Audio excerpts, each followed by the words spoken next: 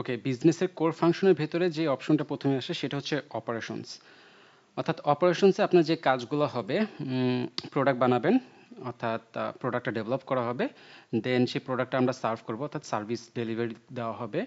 দেন এই প্রোডাক্টটা যে আমরা বানাচ্ছি এটা কাউন্টেবল, অর্থাৎ কাউন্ট করা হবে কতগুলো প্রোডাক্ট আমার বানানো হচ্ছে এবং কতগুলো প্রোডাক্ট সেল হলো, অর্থাৎ ইনভেন্টরি ম্যানেজ করা।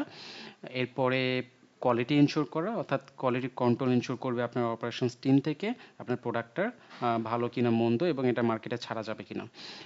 সো অপারেশনের কাজ শুধু এতটুকুই না, এর বাইরে অপারেশনের আরো অনেক কাজ আছে এবং অনেক ডিপার্টমেন্ট থাকে। আপনার যখন টিম হবে, বড় বা ইন্ডাস্ট্রি হবে, তখন আপনি বুঝতে পারবেন আশা করা যায় যে আরো কি কি প্রয়োজন অনুযায়ী আপনি ডিপার্টমেন্টগুলো সাজাবেন আর কি। বাট আপনার যখন ছোট টিম বা অর্থাৎ ছোট বিজনেস শুরু করতেছেন, সে এই অপারেশন ম্যানেজমেন্টটা আপনাকেই করতে হবে বা আপনাকেই দেখতে হবে।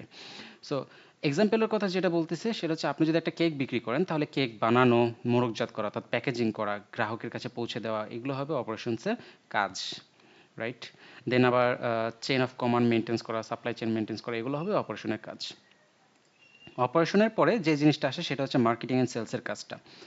তো একটা প্রোডাক্ট আমরা এখানেই বলতেছিলাম যে এই যে কোয়ালিটি কন্ট্রোল ইনশিওর করা থাকবে, তার পরবর্তীতে সেখান থেকে আমাদের মার্কেটিং এর জন্য সেই প্রোডাক্টটার ফিচার্সগুলো আমাদেরকে দিতে হবে, মার্কেটিং টিমের কাছে দিতে হবে। দেন এই ফাংশনটা ডিরেক্টলি কাজ করে কার সাথে? কাস্টমারের সাথে কানেক্টেড থাকে marketing and সেলসটা, right?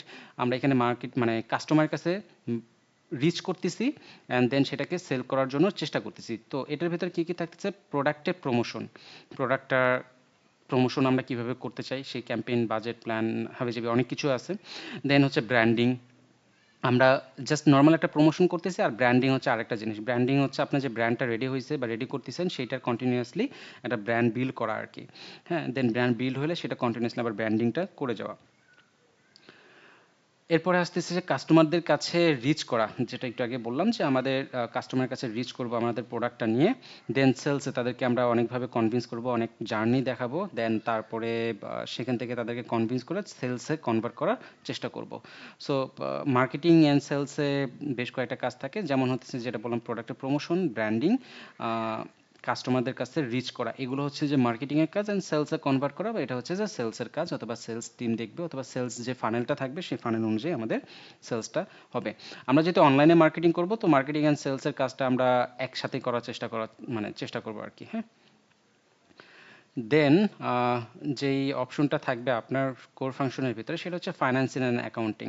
Finance and অ্যাকাউন্টের ভিতরে যে কাজটা হবে সেটা হচ্ছে কত ইনকাম হচ্ছে, আয় ও ব্যয়ের হিসাব রাখবে, কত খরচ হচ্ছে, লাভ ক্ষতি নির্ণয় করবে, কোথায় ইনভেস্ট করব সেই বাজেটটা তৈরি করা, হ্যাঁ, বাজেটটা অ্যালোকেশন করা। অ্যান্ড দেন হচ্ছে যে ট্যাক্স বা কর যে লেনদেনের নিয়মগুলো আছে, রুলস রেগুলেশনগুলো আছে যে গভর্নমেন্ট কেন্দ্রিক, সো সেই রুলসগুলো নিয়ম মেনে সেই লেনদেনগুলো করা আর কি।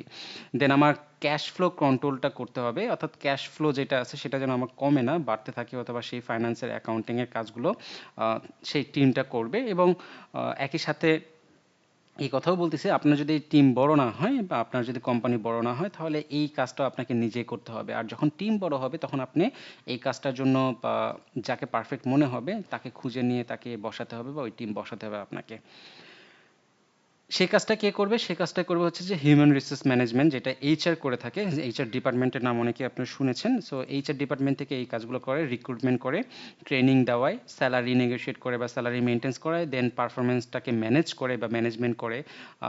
কার পারফরমেন্স কেমন, কে কতটুকু কাজ করতেছে সেটা অনুযায়ী তার আবার স্যালারি ইনক্রিমেন্ট, এই জিনিসগুলো সে আবার ইয়ারলি রিপোর্ট করে। সেই রিপোর্টের উপর ডিপেন্ড করে আবার এইচআরে যে অ্যাডমিন থাকবে অথবা ম্যানেজার থাকবে সে ডিসিশন নেবে, অথবা যে ডিরেক্টর থাকবে তার সাথে ডিসিশন নিয়ে ফাইনাল ডিসিশনটা নিয়ে ফেলবে। অ্যান্ড এইচআর ডিপার্টমেন্ট থেকে আপনাকে মোটিভেট করতে হবে বা মোটিভেশন দিতে হবে আপনার টিমকে, টিম যেন অ্যাক্টিভলি কাজ করে, প্রোঅ্যাক্টিভ হয়, এবং তাদেরকে কন্টিনিউয়াসলি ট্রেনিং দেন, তাদেরকে কন্টিনিউয়াসলি টাচে রাখা এবং কন্টিনিউয়াসলি তাদেরকে মোটিভেট করে তাদের কাজগুলোকে করে নেওয়া বা কাজ বের করে নেওয়া। সো এই কাজগুলো করতেছে হচ্ছে হিউম্যান রিসোর্স টিম, অর্থাৎ এইচআর ম্যানেজমেন্ট টিম যেটা থাকবে সেই টিমটা। এরপরে যে পার্টটা সেটা হচ্ছে কাস্টমার সার্ভিস। কাস্টমার সার্ভিসে আমরা যে জিনিসটা দেখি আফটার সেলস কেয়ার বলে ধরা হয় কাস্টমার সার্ভিসটাকে আমরা, রাইট? অর্ডার করার পরে কাস্টমার যদি হেল্প চায়, দেন প্রবলেম ফেস করে, দেন রিটার্ন করতে চায়, এক্সচেঞ্জ করতে চায়, আর ফিডব্যাক দেয়, এই সব কিছু ম্যানেজ করবে কাস্টমার সার্ভিস টিম। অর্থাৎ আপনি যখন, এটাকে আমরা বলতে পারি সেলস টিমও ম্যানেজ করে এখন মাঝে মাঝে, বাট কাস্টমার সার্ভিস টিম আলাদা করে বড় বড় কোম্পানিরা এটা আপনার বসায় রাখে। বাট আপনি যদি এটাও যদি না থাকে, তখন আপনাকে নিজেই সেম জিনিসটা আবার হ্যান্ডেল করতে হবে।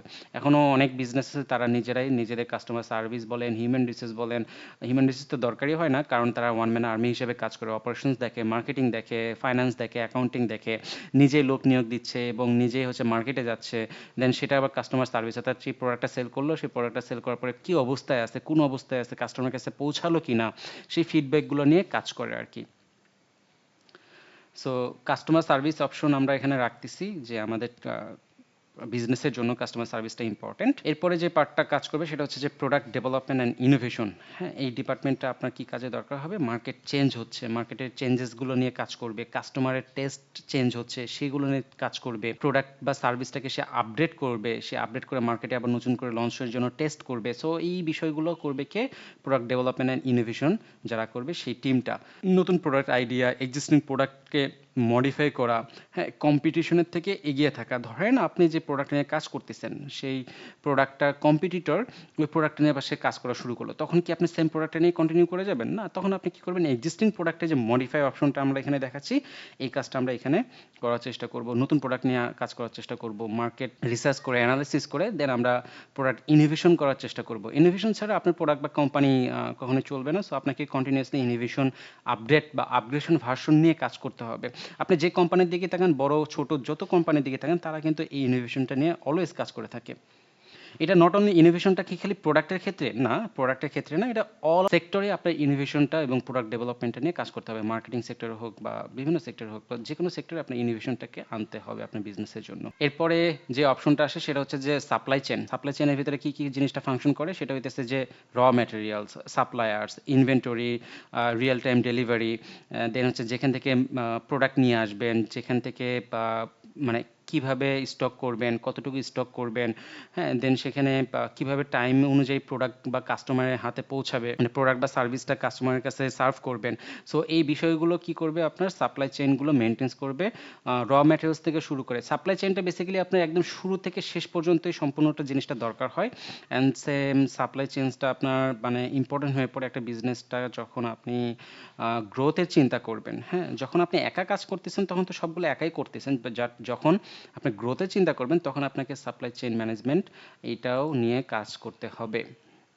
সো বিজনেসের কোর ফাংশনের ভিতরে জাস্ট নট অনলি এতটুকুই জিনিস, এটা আপনার বিজনেসের উপর ডিপেন্ড করবে, সার্ভিসের উপর ডিপেন্ড করবে, ইন্ডিভিজুয়াল যে যে সেক্টরে বিজনেস করতেছেন সেটার উপর ডিপেন্ড করে আপনার কাজগুলো হবে, রাইট? সো এই ছিল বিজনেসের কোর ফাংশনগুলো। নেক্সট ভিডিওতে আমরা অন্য টপিক নিয়ে কথা বলবো। Thank you.